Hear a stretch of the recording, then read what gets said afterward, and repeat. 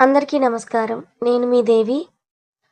Mister arrogant 59వ భాగం. రచయిత వనజ గారు. మీరు సంపాదించింది మొత్తం తనకే ఇచ్చినా కూడా నాకేం ప్రాబ్లం లేదు. నాకు కావాల్సింది మా అమ్మ జ్ఞాపకాలు ఉన్న ఈ ఇల్లు మాత్రమే అని అనడంతో, రేయ్ ఏం మాట్లాడుతున్నావు? నేను సంపాదించిన స్కూల్స్, కాలేజెస్ అవన్నీ మీ అమ్మ ఇచ్చిన ప్రోత్సాహం వల్లనే కాబట్టి అవి ఖచ్చితంగా నీకే దక్కుతాయి.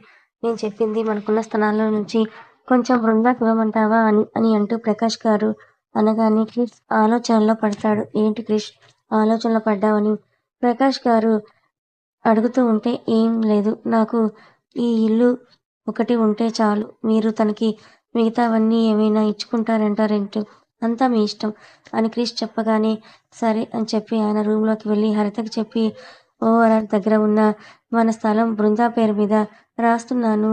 ప్రస్తుతానికి సంప్రదాయంగా ఇది ఇచ్చి పంపిద్దాము అని ఆయన చెప్పగానే, ఫస్ట్ అంత తక్కువ అని అనుకుంది హరిత. కానీ తర్వాత ఏమీ మాట్లాడలేదు. క్రిష్ ఏమన్నాడని హరిత అడిగితే ఏమంటాడు?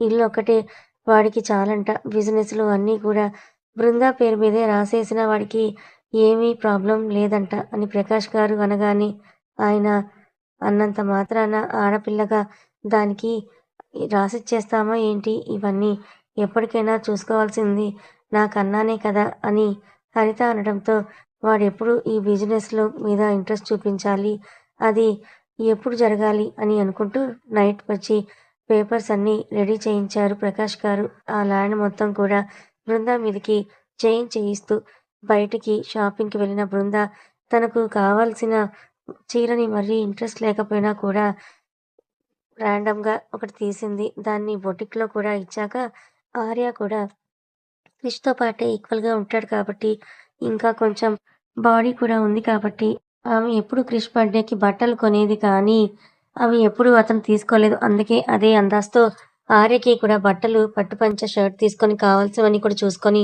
ఇంటికి వచ్చింది.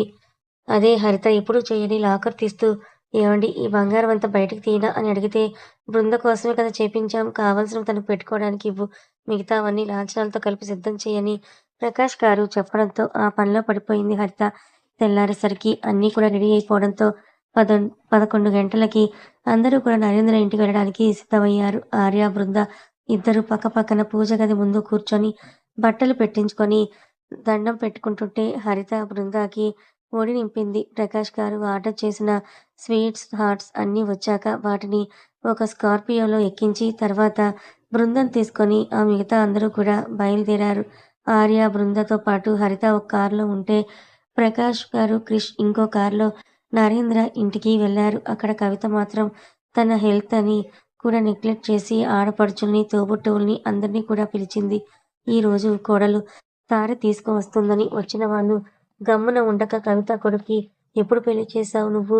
మాకు తెలియకుండా. అయినా మినిస్టర్ కొడుకు ఇంత సింపుల్‌గా ఎవరికీ చెప్పకుండా అలా పెళ్లి చేసుకోవడం ఏంటి? మేమింకా ఏ డెస్టినేషన్ వెడ్డింగో చేస్తారేమోనని వెయిట్ చేస్తూ ఉంటే అని వచ్చిన వాళ్ళు అంటూ ఉంటే, అబ్బా వదినా అదేదో అనుకోకుండా అలా జరిగిపోయిందిలే. అందుకే కదా ఇప్పుడు మిమ్మల్ని పేరంటానికి పిలిచింది. అంతే కాకుండా ఈరోజు వ్రతం కూడా ఉంది అని అందరికీ చెప్తూ హడావిడి చేస్తూ ఉంటే, ఆమెను ఒక కంట గమనించిన నరేంద్ర కవిత అని గట్టిగా పిలిచాడు. కాదు అరిచాడు. ఏంటండి అని కవిత అంటే, నీకు అసలు కొంచెమైనా బుద్ధుందా లేదా? ఎందుకు నీ ఆరోగ్యాన్ని అలా పెట్టుకొని పిల్లలాగా ఇల్లంతా కూడా తిరుగుతున్నావు నువ్వు? కొంచెమైనా నీకు ఆరోగ్యం పట్ల శ్రద్ధ ఉందా? అని ఆయన సీరియస్ అయ్యేసరికి, నా ఆరోగ్యానికే నిక్షేపంగా ఉంది. మెడిసిన్ వేసుకుంటున్నాను. అయినా కోడలు వస్తుంటే ఈ మాత్రం హడావిడి చెయ్యవా ఏంటి? మీరు ఆర్యకి ఫోన్ చేయండి. ఎంతవరకు వచ్చారో? టైం 11 దాటిపోయింది. మళ్ళీ దుర్ముహూర్తం వచ్చేస్తుంది. ఆలోపే అమ్మాయి చేత గృహప్రవేశం చేయించాలని కవిత హడావిడి చేస్తూ ఉంటే, ఇప్పటికే గంట నుండి 3 సార్లు ఫోన్ చేశాను. నేను చేసేంత మాత్రాన కారులో వస్తున్న వాళ్ళు కాస్త ఎదుర్కొంటూ ఏమైనా వచ్చి ఈ ఇంట్లో పడిపోతారా ఏంటి? వచ్చేస్తుంటారులే వాళ్ళే అని నరేంద్ర అలా అనడం ఆలస్యం. ఇలా వాళ్ళ ఇంటి ముందు 2 కార్లు విత్ స్కార్పియో వచ్చి ఆగాయి. మరేంటి, బృందావనంకి ఏమాత్రం తీసిపోని ఇల్లు మన మినిస్టర్ నరేంద్ర ఇల్లు. కానీ బృందావనం కలగా త్రిపుర గారికొచ్చినట్లుగా ఉంటే, నరేంద్ర ఇల్లు మాత్రం తను ఎంత ఖర్చు పెట్టి కట్టించాడో చూడగానే అర్థమవుతుంది. అదిగో మాటల్లోనే వాళ్ళు కూడా వచ్చేశారు అని కవిత ఎదురెళ్ళి మరీ స్వాగతం పలుకుతుంటే బృంద మీకు హెల్త్ బాగా అయిందా ఆంటీ అని అడగటంతో ఆంటీ ఏంటమ్మా ఇంకా అత్తయ్యని పిలువని కవిత చెప్పేసరికి మొహమాటంగానే తలూపింది బృంద. నువ్వేంట్రా అలా రాయిలా నిలబడ్డావు? తనని తీసుకొని లోపలికి వెళ్ళు అని కవిత అంటుంటే హరిత ఆమెను పలకరించిన తర్వాత అమ్మాయితో పాటు సారీ కూడా తీసుకొచ్చాం వదిన గారు. అది లోపలికి పంపిస్తామని చెప్పగానే అయ్యో! మేము నేను మా కోడల్ని మాత్రమే ఇంటికి పంపించమన్నామండి. ఇప్పుడు సారీ అవన్నీ ఎందుకని కవిత అంటుంటే అమ్మాయిని ఒట్టి చేతులతో ఎలా పంపిస్తామని చెప్తే అదే స్కార్పియోలో వచ్చిన ఇద్దరు మనుషులు తెచ్చిన స్వీట్స్ ఇంకా సారీ కోసం తేవాల్సిన మ్యాంటరీ సామాన్లు అన్నీ కూడా తీసుకుని వచ్చి లోపల పెట్టి వెళ్ళిపోయారు. హాల్లో ఉన్న దాదాపు 30 మంది దాకా బంధువులు, ఇరుగు పొరుగు వాళ్ళు అవన్నీ చూసి ఆశ్చర్యపోతూ ఉంటే ఇన్ని తెచ్చి నా కోడలు ఎవరా అని గుమ్మం వైపుకు తొంగి తొంగి చూస్తున్నారు. అవన్నీ లోపల పెట్టాక ఆర్య, బృంద వచ్చి ఇంటి గడప ముందు నిలబడ్డాక వాళ్ళ వెనకే ఉన్న ప్రకాష్ గారు, హరిత ఇక లోపలికి అడుగు పెడుతుంటే ఒక్క నిమిషం అని చెప్పిన కవిత సత్య హారతి పళ్ళెం ఇలా తీసుకొనిరా అని కేక వేయడంతో ఒక 23, 24 సంవత్సరాలు ఉన్న అమ్మాయి లంగా ఓణిలో చూడటానికి చాలా అందంగా, అందానికి తగ్గట్టు యాటిట్యూడ్ అన్నీ కూడా మిక్స్ అయ్యి గడపకు యువతలి వైపున వచ్చి నిలబడింది. ఆమెను చూడగానే ఆర్య మొహం వెలిగిపోతూ ఏయ్ సత్య! నువ్వు ఎప్పుడొచ్చావు అబ్రాడ్ నుండి అని ఎక్సైటింగ్‌గా అడగడంతో నేనొచ్చి 1 వీక్ అవుతోంది బ్రో అని చెప్తే ఎలా ఉన్నావేంటి అని వాకిట్లోనే వాళ్ళు మాటలు మొదలుపెట్టేస్తూ ఉంటే ఆపిన కవిత మీ మాటలేవైనా ఉంటే లోపలికి వచ్చాక చూసుకోండి సత్య. ఇప్పుడు మాత్రం నువ్వు ఇద్దరికీ హారతివ్వు ఆడపడుచుగా అని చెప్పడంతో ఇద్దరికీ కలిపి హారతి ఇచ్చి వాళ్ళని లోపలికి పంపించాక ఎర్రనీళ్లు బయట పారేద్దామని వెళ్తున్న ఆమె పరికిని అడ్డం వచ్చి ముందుకు పడుతూ ఉంటే ఆమె ముంజేయి పట్టుకొని ఆపాడు క్రిష్. కింద పడకుండా లేదంటే నేలమ్మని ముద్దు పెట్టుకునేదే మన సత్య. అప్పుడు అతన్ని ఫస్ట్ టైం చూసింది. కొంచెం చూసుకొని నడు అని చెప్పి నిర్దాక్షిణ్యంగా పట్టుకున్న చేతిని వదిలేశాడు క్రిష్ బాబు. అసలే బాబుకి అమ్మాయిలు అంటే అంతగా పడదు కదా. ఈసారి తప్పిన ప్రమాదం మళ్ళీ ఎదుర్కొంటూ తన దగ్గరికి వచ్చేసరికి కింద పడాల్సింది కాస్త ఆపుకొని ముందరున్న స్టెప్స్ గుద్దుకోవడంతో తలకి కాస్త చెడు రేగింది. ఏంటి అబ్బాయి ఇలా పట్టుకొని అలా వదిలేశాడనుకుంటూ వెనక్కి చూస్తూ ముందుకు వెళ్ళిపోయింది. బృందతో ధాన్యం చెంబు పండించాక లోపలికి రమ్మంటుంటే ఫాస్ట్‌గా ఎర్రనీళ్లు తీసుకొచ్చిన సత్య హలో! హలో! ఆగండి, ఆగండి. ఇప్పుడే లోపలికి ఎక్కడికి పేర్లు చెప్పి అప్పుడు లోపలికి రండి బ్రో. నేను తెలుగు మూవీస్‌లో ఇలాంటివి చాలానే చూశానంటూ ఆమె చెప్పడంతో ఇద్దరూ ఇష్టంగానే పేర్లు చెప్తే పేర్లు అడిగే సంప్రదాయం తెలిసిన వాళ్ళకి మంగళహారతి ఇచ్చి లోపలికి ఆహ్వానించాలని తెలియదా అంటూ క్రిష్ వెనక నుంచి చెప్పగానే అందరూ కూడా అడ్డం ఉండడం వల్ల క్రిష్ కనపడకపోవడంతో తొంగి అతన్ని చూసి మూతి తిప్పేసి ఏదో ఇంగ్లీష్ సాంగ్‌ని వెల్కమ్ అంటూ 4 లైన్లు పాడి ఇద్దరిని లోపలికి ఆహ్వానించింది సత్య. కవిత కళ్ళతోనే నరేంద్రన్ దగ్గరికి రమ్మన్నట్టుగా సైగ చేసి ఆయన వచ్చాక వియ్యంకులను లోపలికి రమ్మని చెప్పండంటూ సీరియస్‌గాను, కోపంగాను, బాధగాను ఆయన్ను చూసేసరికి తప్పక లోపలికి రండి ప్రకాష్, క్రిష్ నువ్వు కూడా అంటూ మొహమాటం కొద్దీ పిలిచి వెళ్ళిపోయాడు నరేంద్ర. ఇప్పుడు ఫ్యామిలీ అందరూ హాల్లోకి రాగానే అక్కడున్న అమ్మలక్కలు మొత్తం ఒక్కసారిగా షాక్ అయిపోయారు. ప్రకాష్ గారు కేఎం చైన్స్ అధినేతగా పేపర్‌లో అలాగే న్యూస్‌లోను చాలా మందికే కాదు హైదరాబాద్‌లో ఉన్న మోస్ట్‌లీ అందరికీ తెలుసు. అందుకే వాళ్ళు షాక్ అయి చూస్తున్నారు. కవిత ఇలా తెలియకుండా పెళ్లి చేశావంటే ఎవరో పేదింటమ్మాయి ఏమో అనుకున్నాను. ఏకంగా కేఎం చైన్స్ చైర్మన్ కూతుర్నే ఇంటి కోడలుగా చేసేసుకున్నావుగా. అబ్బో! ఇంక మీకెంత అదృష్టమో అని అందరూ అనుకుంటూ ఉంటే చిన్నగా నవ్విన కవిత హరితతో ఇంట్లో పూజ పెట్టించాం వదినా అని చెప్పి పంతులు గారు అన్నీ సిద్ధం చేయడంతో ఆర్య, బృందాలను పీటల మీద కూర్చోబెట్టింది. 2 గంటల పాటు పూజ చాలా చక్కగా జరగడంతో బృంద చేతనే హరితతో సహా అందరికీ వాయినాలిప్పించాక భోజనానికి కూర్చోబెడుతుంటే కావ్య అందరినీ ఉద్దేశించి వాళ్ళు ముందే మా అమ్మాయిని మీ ఇంటికి పుట్టి చేతులతో పంపడం లేదంటూ బృందా కోసం చేయించిన కేజీ బంగారం ఇంకా ల్యాండ్ పేపర్లన్నీ గౌరవంగా నరేంద్ర కవితలకు అందజేశారు హరిత, ప్రకాష్ గారు. అయ్యో మళ్ళీ బంగారం ఆస్తులు అవన్నీ ఎందుకు అన్నయ్య గారు? అమ్మాయి ఎంత చక్కగా ఉంది.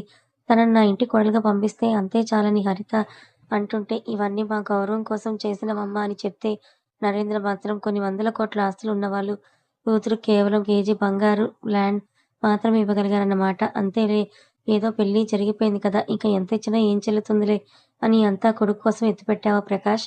అని వ్యంగ్యంగా అంటూ ఉంటే ప్రకాష్ గారు ఏదో అనబోయేలోపు అంటే మీరింట్లో ఎవరు లేని టైంలో వచ్చి దౌర్జన్యంగా తాళి కట్టేసరికి మీకు ఈ మాత్రం కూడా అవసరం లేదు. అమ్మాయి ఒక్కతైతే చాలనుకున్నాం కానీ మీరది ఎక్స్‌పెక్ట్ చేసే ఆ రోజు అంత చేశారని తెలియదు కదా మాకు అని క్రిష్ కూడా రిటర్న్ సమాధానం ఇవ్వడంతో ఏం చేస్తాడు నరేంద్ర అంకుల్ అన్నీ మూసుకొని పక్కకెళ్ళి కూర్చున్నాడు. ఆ రోజు హాల్లోనే అందరికీ భోజనాలైతే బృంద, ఆర్య ఒకే ఆకులో తినాల్సొచ్చింది. ఆర్య తన అమ్మ కోసం తింటూ ఉంటే బృంద తన పుట్టింటి పరువు కోసం సైలెంట్‌గా ఉంది. బృంద ఆమె ఒంటి మీద నగలన్నీ చూసిన వాళ్ళకు ఇప్పుడు హరిత క్రిష్ కోసం భోజనం రెడీ చేస్తూ అతన్ని పిలుస్తూ ఉంటే వాళ్ళందరి చూపు క్రిష్ మీద పడి చైర్మన్ మరేంటి ఏమైంది బాబుకి అలా వీల్ చైర్‌లో ఉన్నారు అంటూ రకరకాలుగా అడగటంతో క్రిష్‌కి విసుగు వస్తే ప్రకాష్ గారు చిన్న యాక్సిడెంట్ అయింది అంతే అని చెప్పి కోపంగా నరేంద్ర వంక చూశాడు. తెలిసిపోయిందా అన్నట్లు గుటకలు మింగాడు కానీ తెలిసి ఉండదులే అన్న ధీమాతో మేకపోతు గాంభీర్యం ప్రదర్శిస్తూ రండి ప్రకాష్ మీరు ఇక్కడే భోంచెదురు గాని అంటూ డైనింగ్ టేబుల్ దగ్గరికి తీసుకువెళ్ళాడు నరేంద్ర. క్రిష్ ఇంకా ప్రకాష్ గార్లను డైనింగ్ టేబుల్ దగ్గర వీళ్ళు ముగ్గురే ఉన్నారు. అంతలో బయట నుంచి ఒక వ్యక్తి హడావిడిగా వస్తూ అన్నయ్య ఆలస్యం చేశానంటూ రావడంతో ఏం లేదు తమ్ముడు రా వచ్చి భోంచేద్దువు గాని అని నరేంద్ర సురేంద్రను పిలవడంతో ప్రకాష్ గారిని చూస్తూ నమస్కారమండి వియ్యంకుల వారు అని అనగానే ఇతన్ని ఎక్కడో చూసినట్లుగా ఉంది అనుకున్నారు ప్రకాష్ గారు. మీరు అంతలా ఆలోచించకండి ప్రకాష్. ఇతను నా తమ్ముడు సురేంద్ర రియల్ ఎస్టేట్ బిజినెస్ చేస్తుంటాడు. ఆల్మోస్ట్ హైదరాబాద్‌లో పావు భాగం వరకు అన్ని టౌన్‌షిప్‌లు ఈయనవే అని చెప్పగానే అప్పుడు గుర్తొచ్చింది ప్రకాష్ గారికి సురేంద్ర రియల్ ఎస్టేట్ అని. ఎప్పుడో పేపర్‌లో చదవడం, గౌరవానికి నమస్కారం చేసి వాళ్ళతో పాటు కూర్చున్నాడు భోజనానికి.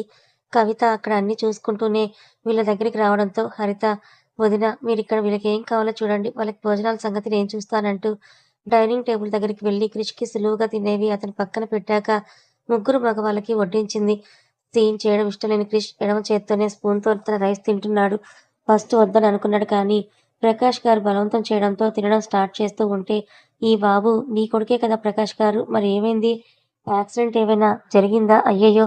మరి ఎక్కువగా దెబ్బలు తగిలాయి ఏమైనా పెద్ద సమస్య వచ్చిందా? ఇక ఎప్పటికీ వీల్ చైర్‌లోనే ఉంటాడా? అని అంటూ కావాలనే వ్యంగ్యంగా మాట్లాడుతుండేసరికి అన్నా, తమ్ముడు ఇద్దరూ ఒకేలాంటి మూర్ఖులు, దుర్మార్గులని అర్థం చేసుకున్న ప్రకాష్ గారు ఏదో చెప్పబోతుంటే అవునంకుల్ చిన్న యాక్సిడెంటే. డైరెక్ట్‌గా మమ్మల్ని ఎదుర్కొనే దమ్ము లేని పిరికి పందులు చేసిన పని అంటూ సూటిగా నరేంద్ర వైపు చూస్తూ చెప్పడంతో క్రిష్ చూపులకి ముచ్చెమటలు పట్టేశాయి నరేంద్రకి. అవునా! అయినా మనము మంచిగా ఉంటే సరిపోదు బాబూ. శత్రువుల్ని తక్కువ చేసుకుంటూ ఉండాలా. వాళ్ళ గురించి అడిగింది వాళ్ళకిచ్చి పడేస్తే అలా కామ్‌గా ఉంటారు. మనం ఏదన్నా కాదు, కూడదు అని వాళ్ళ మీద పంతాలకు పోయి గొడవలకు పడితే ఇదిగో ఇలాగే ఎవ్వరూ లేనప్పుడు ఇంట్లోకి జొరబడటాలు, యాక్సిడెంట్లు చేయడానికి జరుగుతూ ఉంటాయంటూ జరిగింది తెలిసిన సురేంద్ర ఇండైరెక్ట్‌గా చెబుతూ ఉంటే శత్రువులెవరో తెలిసి కూడా సైలెంట్‌గా ఉండడానికి రీజన్ ఒకటుంది. అది త్వరలోనే బయటకొస్తుంది. ఆ రోజున దీనికి కారణమైన వాళ్ళు ఏ స్థాయిలో ఉంటారో కూడా నేను చెప్పలేను. అది వాళ్ళ ఊహకే వదిలేస్తున్నానని క్రిష్ క్యాజువల్‌గానే అని కొంచెం అన్నం తినేసి ఒక పక్కకు వెళ్ళిపోవడంతో కవిత వెంటనే అతని దగ్గరికొచ్చి బాబు ఈ రూమ్‌లో రెస్ట్ తీసుకో. నువ్వు కాసేపంటూ కింద ఉన్న గెస్ట్ రూమ్ చూపించింది క్రిష్‌కి సెల్ఫ్ కంట్రోల్‌తో. ఆ రూమ్‌లోకి వెళ్ళిపోతున్న క్రిష్‌ని మేడ మీద నుంచి అదే ఫస్ట్ ఫ్లోర్ నుంచి చూస్తూ ఉంది మిస్ సత్యభామ అలియాస్ సత్య. ఏంటే అక్కడ అందరూ కింద ఉంటే ఒక్కదానివి పైనేం చేస్తున్నావంటూ కల్పన రావడంతో ఇక్కడే ఉన్నాను. నువ్వు వెళ్ళు అంటూ క్రిష్ డోర్ క్లోజ్ చేసుకుని ఆ రూమ్‌ని చూస్తూ ఉంది సత్య. ఏంటో వచ్చి వారం రోజులైనా కూడా అని పైన అస్సలు నాకర్థం కావడం లేదే. నిన్ను కాదు జస్ట్ బీటెక్‌కే నిన్ను అబ్రాడ్ పంపించాడు చూడు మీ నాన్న. ఆయన్ననాలి ఫస్ట్ ఇలా తయారయ్యావు. వెంటనే ఒక ఆడపిల్లవు సంప్రదాయంగా పెంచడం అనుకుంటే ఇలా ఉన్నావంటూ కల్పన చివాట్లు పెడుతూ ఉంటే మమ్మీ నసపెట్టకు నువ్వెళ్ళి అక్కడి నుంచి ఫస్ట్ అని పొగరుగా చెప్పి అప్పటి వరకు ఉన్న లంగా ఓణిని చేంజ్ చేసుకొని జీన్స్‌లోకి మారిపోయింది పాప. ఆమె కిందకి రాగానే వదిన పరిచయం చేయటమే మర్చిపోయాను అని అంటూ డైనింగ్ టేబుల్ మీద చూపించి ఆయన సురేంద్ర మా వారికి తమ్ముడు. రియల్ ఎస్టేట్ బిజినెస్ చేస్తారు. ఇక తను నా తోడికోడలు కానీ సొంత చెల్లిలాగా ఉంటుంది. పేరు కల్పన. మాకులాగే వీళ్ళకి కూడా ఒక్కతే అమ్మాయి. అదే ఇందాక హారతి ఇచ్చింది కదా అదిగో వస్తోందని చెప్పగానే హరిత చిన్నగా నవ్వితే కనీసం ఆ నవ్వుకి సింకు కూడా ఇవ్వలేదు సత్య. బృంద ఇవన్నీ పట్టించుకునే స్థితిలో లేదు. ఇద్దరు తినేసాక ఎంగిలి విస్తరాకు పడేయమని వెళ్ళిపోతే ఆర్య మమ్మీ ఇంకా నాతో ఏమైనా పనులున్నాయా చేయించాల్సినవి అని అడగటంతో లేదు నాన్న నువ్వెళ్ళి రెస్ట్ తీసుకో అని చెప్పి పంపించాక లోపలికొచ్చిన బృందతో ఇంకోసారి తమ బంధువులందరినీ పరిచయం చేసి కాసేపు కూర్చోపెట్టాక టీలు, స్నాక్స్ ఇచ్చి పంపేసింది కవిత. అప్పటికే బృంద ఫుల్‌గా అలసిపోవడంతో కోడలి ముఖం చూసిన కవిత అమ్మా ఆర్య గది పైన. కానీ నువ్వు రాత్రి వరకు కింద రూమ్‌లోనే రెస్ట్ తీసుకో అని చెప్తూ ఉంటే, అదేంటన్నట్లు చూసింది హరిత. అంటే వీళ్ళ మధ్య ఏం జరిగాయో లేవో మనకు తెలియవు కదండీ! అందుకే ఈరోజు రాత్రికి ఇద్దరి కోసం ముహూర్తం పెట్టించాను. అప్పటి వరకు తన గదిలోకి ఎందుకని కింద ఉండమంటున్నానని చెప్పగానే, బృంద విసుగ్గా హరిత వైపు చూసి, కవిత చూపించిన రూమ్‌లోకి వెళ్ళిపోతే, వదిన మీరేంటండి? ఎలాంటి పరిస్థితుల్లో పెళ్లయిందో మీకు కూడా తెలుసు కదా! కానీ ఇప్పుడు ఇవన్నీ ఇంత అవసరమా? అని హరిత అంటుంటే, ఇనుము వేడి లాజిక్‌నే మళ్ళీ హరితకు చెప్పి పెద్దలుగా మనం ప్రయత్నం చేస్తే వాళ్ళ కాపురం నిలబడుతుందండి అని చెప్పేసరికి హరితకు కూడా అదే నిజమనిపించి సైలెంట్ అయ్యి బృందకి నచ్చచెప్పడం కోసం గదిలోకి వెళ్ళింది. ఎక్కడికే? అప్పుడే ప్యాంటు, షర్ట్ వేశావు. ఈరోజు బయటికి వెళ్ళడానికి వీల్లేదు నువ్వు. ఇంట్లోనే ఉండని కవిత సీరియస్‌గా చెప్పడంతో పెద్దమ్మ ఏంటిది? అని విసుగ్గా అడిగితే కాస్త క్రిష్ వీల్ చైర్‌లో ప్రకాష్ గారితో ఏదో అవసరం పడి బయటికి రావడంతో అతన్ని చూసి ఆగిపోయి సరేలే అంటూ వెనక్కి వెళ్ళిపోయింది. తన రూమ్‌లోకి. కూతుర్ని ఒక గంట గమనిస్తూనే ఉన్న సురేంద్ర హాల్‌లో అన్న దగ్గర మాయమై కూతురు దగ్గర ప్రత్యక్షమవుతూ ఏంటి బంగారం? ఏంటి మ్యాటర్? అనేసరికి డాడీ అని రాగం తీసింది సత్య. ఆ! అర్థమైంది గమనించాను. కింద అంతా ఏం అంటావంటూ సురేంద్ర సోఫాలో కూర్చుంటూ అడిగితే, ఏమో ఏం చేస్తారో నాకు తెలియదు. ఆ అబ్బాయి చూడ్డానికి బావున్నాడు. నాకు నచ్చాడు. సో, పెళ్లేమో ఇంట్రెస్ట్ లేదు కానీ, బట్ కొన్ని డేస్ నాకు అతనితో డేట్ చేయాలనుందని కూతురు చెప్పిన దానికి సురేంద్రనే షాక్ అయిపోయి, ఒక నిమిషం ఎందుకు అబ్రాడ్ పంపించానా అనిపించింది. ఇదే మాట ఒకసారి వెళ్ళి క్రిష్‌తో చెప్పు సత్యపాప. ఆ తర్వాత నీ సంగతేంటో మమ్మల్ని మాత్రం అడక్కు. మీరు ఏం జరుగుతుందనుకుంటున్నారు? గెస్ చేసి కమెంట్ చేయండి. కథ కొనసాగుతుంది. మరి ఈ సత్య వల్ల అసలే దూరంగా ఉన్న క్రిష్, తిరుపతిల మధ్యలో ఇంకెన్ని దూరాలు వస్తాయో తెలుసుకోవాలనుకుంటే ఛానల్‌ని ఫాలో అవ్వండి. కథ నచ్చితే లైక్ చేయండి. Thank you so much.